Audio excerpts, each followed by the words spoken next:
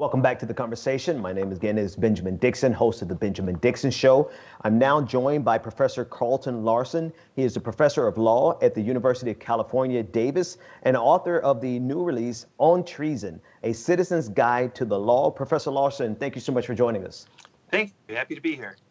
The pleasure is ours. You're a professor and a scholar of American constitutional law, and your new book just came out in September dealing with the precise definition of treason and the history of it, and the fact that a lot of people throwing around the term really are not using it correctly. Could you just kind of give us an overview of your book and how it's applicable to the conversations that we're having in our political spaces right now?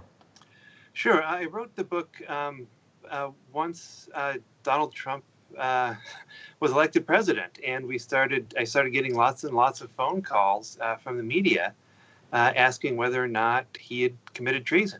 And I've been studying this subject for a long time. No one ever made that call about Barack Obama or George W. Bush, but it started coming up all the time. And Trump sort of returned the favor by accusing everybody around that he disliked of committing treason. And so I realized that there was a lot of misunderstanding about this term, and that it might be useful to have a book that would just sort of explain very clearly for non-lawyers what treason is and what it isn't, and then to sort of illustrate that with various stories about interesting treason cases throughout American history. I have to ask this question. Can you define, without giving us the secret sauce of your book, tell us what treason is, and if you don't mind, giving us kind of a little insight, a little preview of one of the stories that best illustrates how we can understand treason? Sure. So treason is sort of somewhat unique in the United States because it's actually defined in our Constitution, and it's limited to levying war against the United States or adhering to their enemies, giving them aid and comfort. And so those are two pretty narrow definitions. And that means that most types of sort of ordinary betrayal are not going to count as treason. It's got to be pretty significant. Generally, the answer to the question is it treason? Is probably not. It's got to be something pretty, up there in terms of being able to fit the constitutional definition.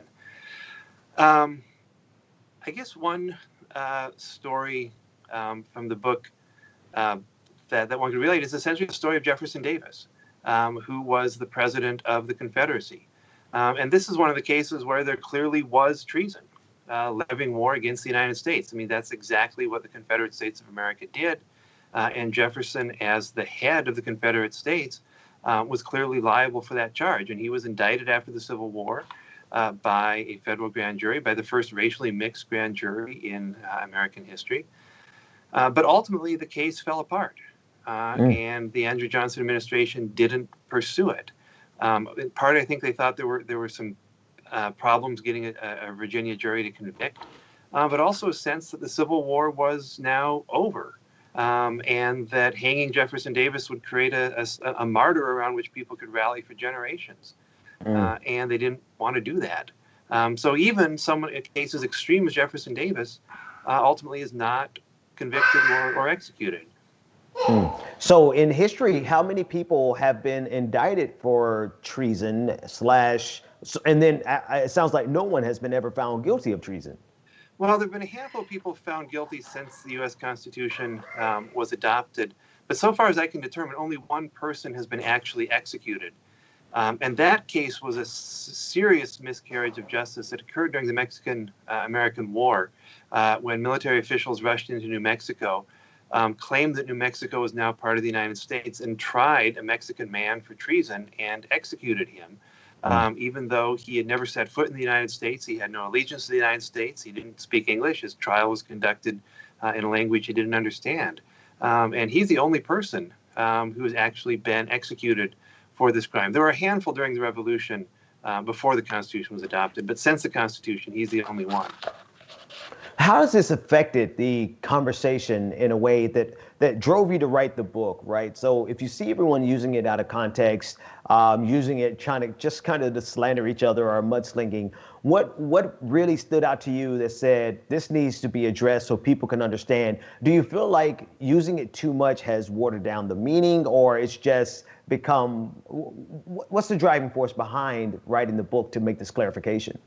Well, I think one of the problems is it's become so pervasive now, and it's particularly, I think, attributable partly to Trump's rhetoric, that people take the president of the United States seriously. When the president of the United States says someone is a traitor or committed treason, I mean, that used to be one of the most significant utterances a president could possibly make. And now it's just sort of tossed around like, it's not even news when Trump says it. But this really poisons our political rhetoric. It makes us think that people on the other side of the political divide are not just people with whom we disagree, but they're un-American, that they're criminals, that they're people who ought to die. They ought to be executed for what they've done. And we just can't have a functioning democracy where we think that people on the other side are criminals because we disagree with them. And that's hopefully, if Donald Trump goes away, some of this rhetoric will go away. But he really has poisoned the well quite a bit on this. So you see an escalation in the seriousness of the claims and the charges because it's coming from the office of the presidency. Do you see that can be compounded any by him stacking the federal judiciary, such with people who, in many cases, are loyal to him or loyal to this dogged, conservative, rigid ideology? Do you see any way that these proclamations from Donald Trump can actually bear fruit, even if it's not the precise definition of treason? Well, I'm not so worried that the federal government will actually prosecute people for treason improperly. I think that, the federal courts, the law in most of these cases is pretty clear. And Bill Barr has said, that Trump is, not accurate on the law when it comes to treason. So that doesn't concern me so much. What concerns me more is that, some people, like these Michigan folks, they may decide to take the law into their own hands. They thought, Governor Whitmer was a traitor. Well, they may have thought that because Trump is tweeting things like liberate Michigan and all kinds of other things. So I think that's where the real danger is.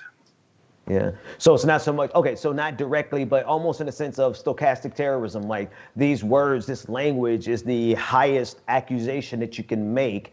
Having it come from the highest office in our land has reverberating effects that could cause people to take actions into their own hands.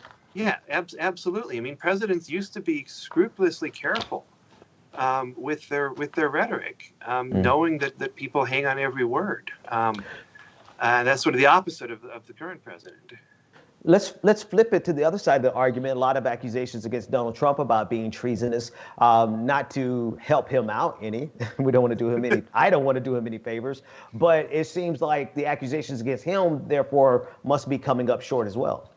Yeah, they are. And that's sort of when I first started talking with the media about this. Unfortunately, I was put in the position of defending Donald Trump on treason charges, which I didn't particularly like. But, that was the reality of the law, that nothing that Trump has done so far that we know. I mean, who knows what he's done in private, but what at least has been publicly revealed, nothing actually amounts to treason.